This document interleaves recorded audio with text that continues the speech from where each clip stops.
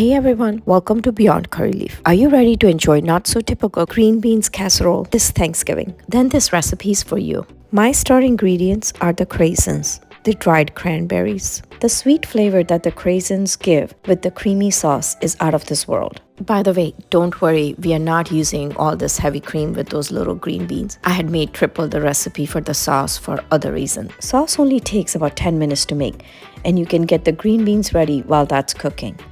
So, don't stress. This recipe has been tasted by 10 people.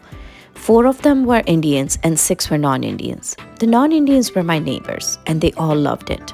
Give this recipe a try. I'm sure it's going to be a crowd pleaser. Take care.